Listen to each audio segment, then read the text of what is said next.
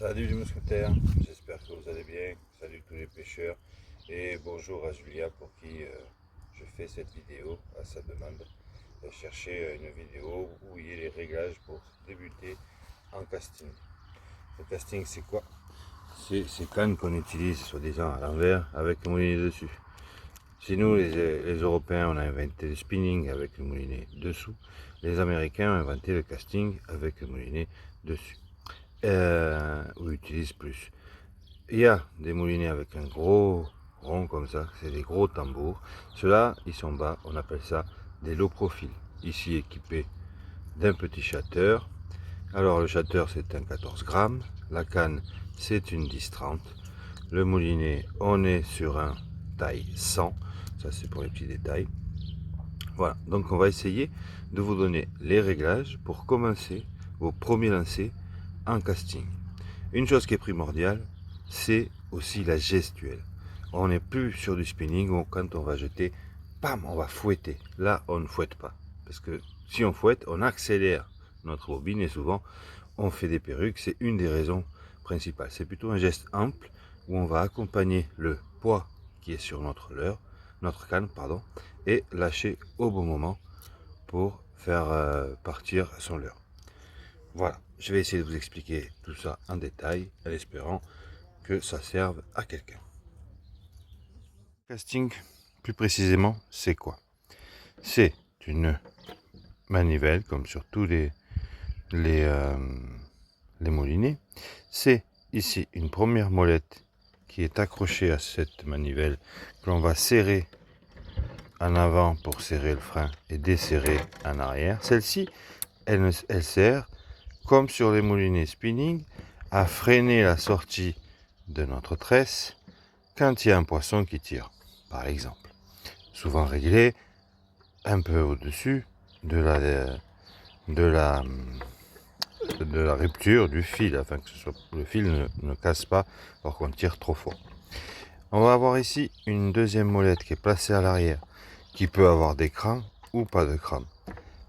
Celle-ci, c'est un petit effort qui est fait sur notre bobine tout le temps, même quand c'est débrayé, afin de régler le poids du leurre qu'il y a au bout. On y reviendra en suivant.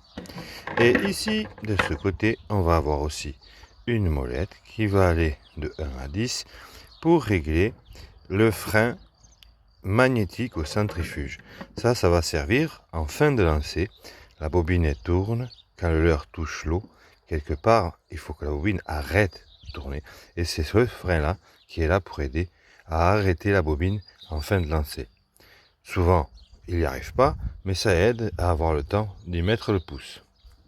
Voilà pour les trois. Passons donc au réglage.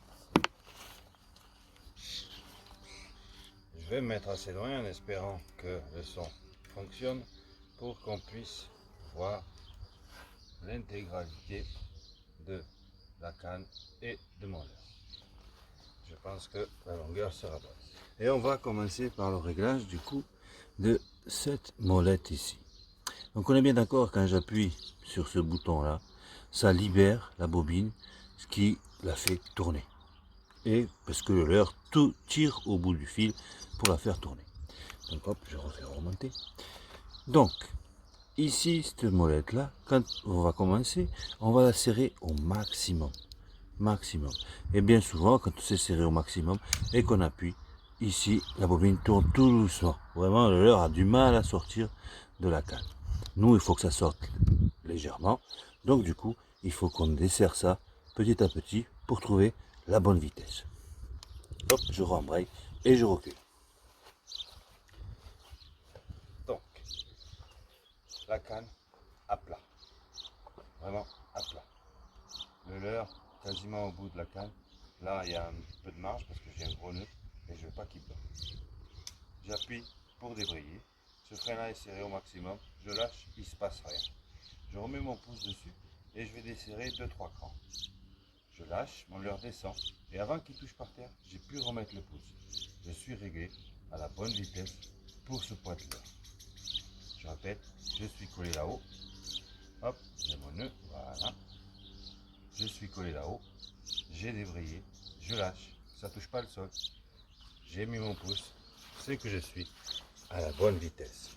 Le dernier conseil, cette molette-là, on ne tourne pas cran par cran, mais bien 2-3 crans en avant ou 2-3 crans en arrière, parce que cran par cran, on ne sentirait quasiment pas la différence. Tac, je rembraye, je vous le fais une dernière fois. Ma canne donc,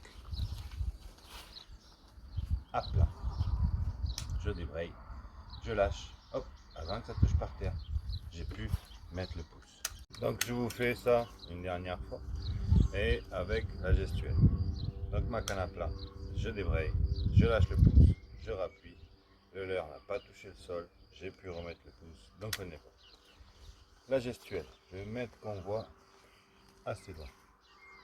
Je vais régler ma longueur de lancer et comparé au spinning, comme je disais, où on va fouetter, là on va vraiment faire un geste très ample et lâcher et rappuyer.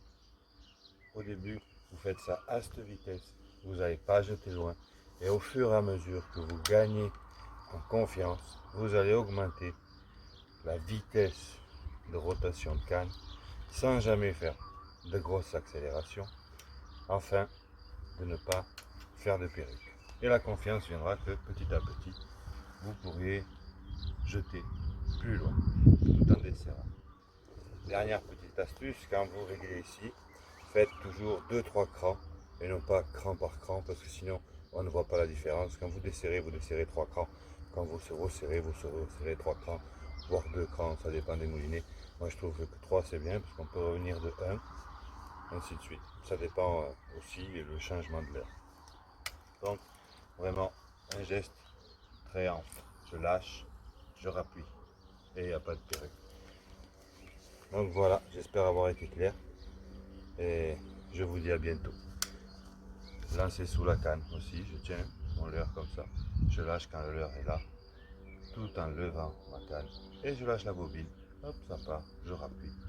Voilà, lancer précis. À bientôt.